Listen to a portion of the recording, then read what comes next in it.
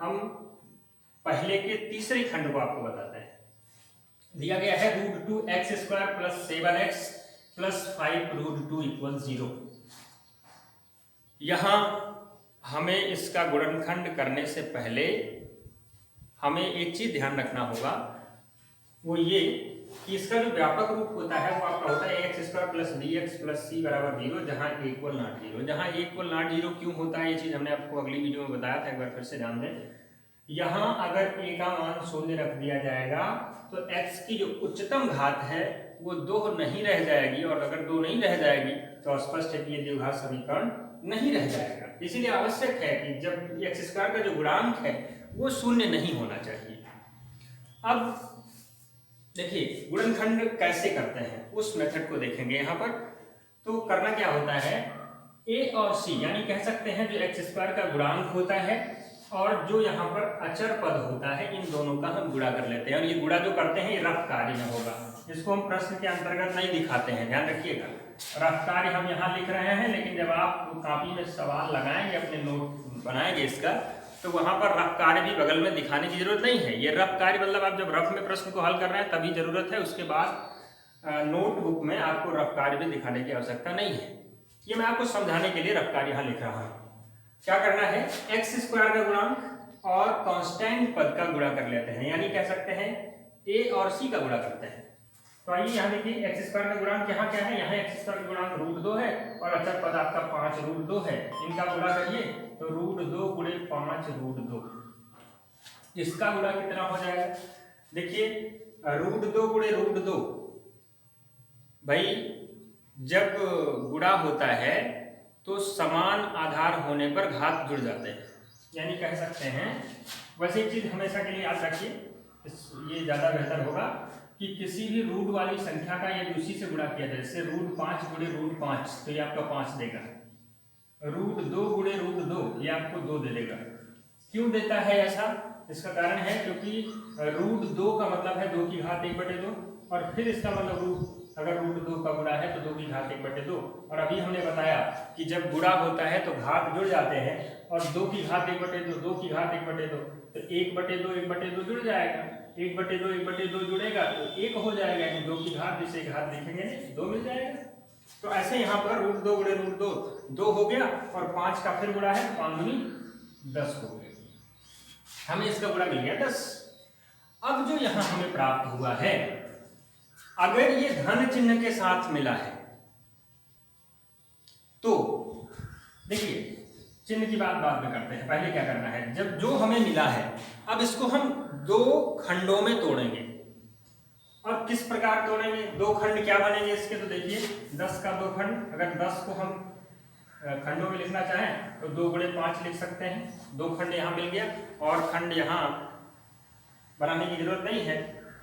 कोई 2 खंड बनाना है, हमने ये 2 खंड लिया है, और देखेंगे क्या इस पर अगर हमारा प्रश्न सेट हो जाता है तो ठीक है, नहीं अन्य खंड भी इस पर विचार करेंगे, इसके जो अन्य खंड संभव हैं।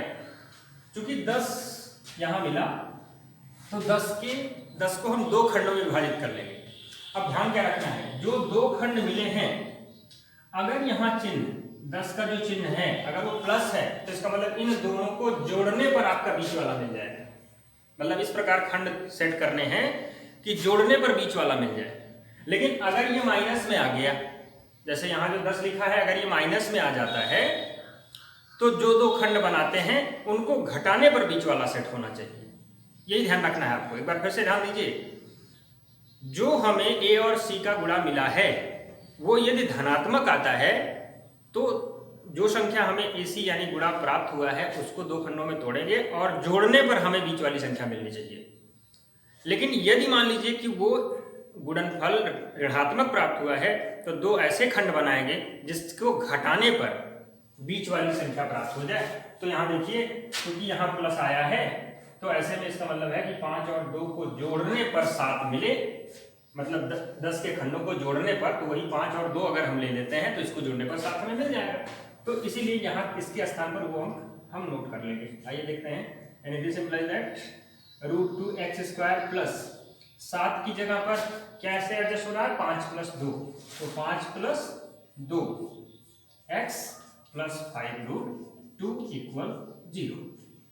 This implies that.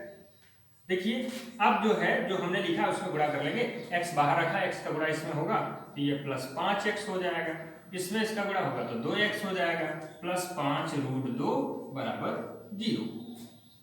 ऐसा करने के बाद यानी x का गुणा करने के बाद जब हमने इस अंक के स्थान पर उस खंड को उपयुक्त चिन्ह के आधार पर लिख लिया हो तो x का गुणा कर देंगे।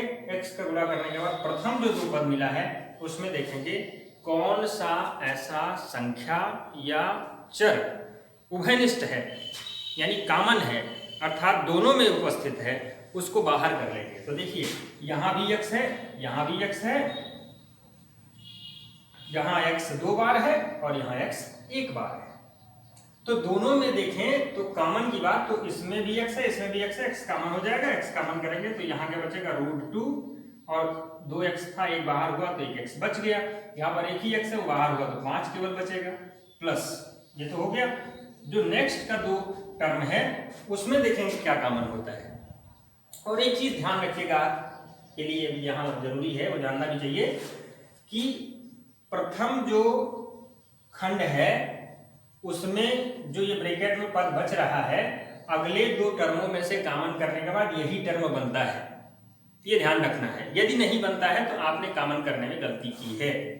ध्यान दीजिए यहां पर 2x है और यहां पर है 5 रूट 2, तो यहां पर देखें 2 लिखा है और 2 का मतलब अभी हमने बताया 2 का अर्थ होता है रूट 2 गुणे रूट 2, यानी कह सकते हैं यहां पर रूट 2 गुणे रूट 2 है। अब रूट 2 बार है, यहाँ रूट 2 1 बार है तो 1 बाहर कर लेते हैं, रूट 2 बाहर हो गया तो चूंकि 2 का मतलब रूट 2 गुणे रूट 2 तो 1 रूट 2 बच गया, ठीक। और फिर x भी है, प्लस यहाँ से रूट 2 बाहर हुआ यहाँ 5 बच गया, दिस इक्वल 0। देखिए जैसा टर्म ये है वैसे ही आपको ये भी मिल गया, ये ध्यान रखना है ऐसे सेम मिलना चाहिए, यदि नहीं मिलता है तो आपने कहीं कहीं गलती कर दी है। तो अब देखें चूंकि ये मिल चुका है तो ये दोनों में है, फिर से कॉमन हो जाएगा, ये यहाँ भी है यहाँ भी है तो ये दोनों बाहर आ जाएगा, यानी कह सकते हैं रूट 2x प्लस 5 बाहर आया तो बचा क्या, x यहाँ बचा प्लस रूट 2 यहाँ बच गया, दिस इक्वल 0। तो ये जो हमें फैक्टर, अब इसी को कहते हैं इसका फैक्टर हो चुका है। जब फैक्टर हो गया तो हम मान निकालेंगे, कैसे निकालेंगे सर? सबसे पहले देखिए 2 संख्याओं का कह सकते हैं गुणा 0 है। अगर 2 संख्याओं का गुणा 0 है तो इसका अर्थ क्या होता है, या तो पहला 0 है या दूसरा 0 है या दोनों 0 है। 3 शर्त यहां बनती हैं। वो चीज ऐसे मान लीजिए कि हमने कहा x गुणे y बराबर 0, तो अर्थ क्या हुआ, या तो x 0 अगर है तो 0 में y का गुणा कर देंगे तो 0 हो जाएगा, अगर x नहीं 0 है y भी 0 होगा तो 0 गुणे x भी 0 हो जाएगा, और अगर दोनों 0 है x और y दोनों 0 है तब भी 0 गुणे 0 0 ही मिलेगा। तो ये 3 चीजें हैं। ऐसे में इसी के आधार पर हम निकालते हैं रूट 2x प्लस 5 इक्वल 0, तो ये इंप्लाइज करेगा रूट 2x बराबर 5 को उधर ले जाइए -5 हो गया, ये इंप्लाइज करेगा x बराबर -5 बटे रूट 2, या अगर ये नहीं 0 है तो वो 0 होगा, तो या की शर्त में अगर x प्लस 2 बराबर 0 हो गया, रूट 2 बराबर 0 हो गया, तो ये इंप्लाइज करेगा x बराबर -√2। तो देखिए अभी हमने पहले ही बताया था आपको कि द्विघात समीकरण है तो x के 2 मान होंगे, 2 मान मिल गए हमको, यहाँ पर एक मान आपको ये मिला है और दूसरा मान आपको ये मिल गया, तो यही आपके इसके सॉल्यूशन होंगे। तो आंसर यहाँ हम लिखेंगे, ये आपका आंसर हो गया x बराबर -√2 और दूसरा हो गया -5 बटे रूट 2। उम्मीद है आपको इस वीडियो से समझ में आया होगा। आप इस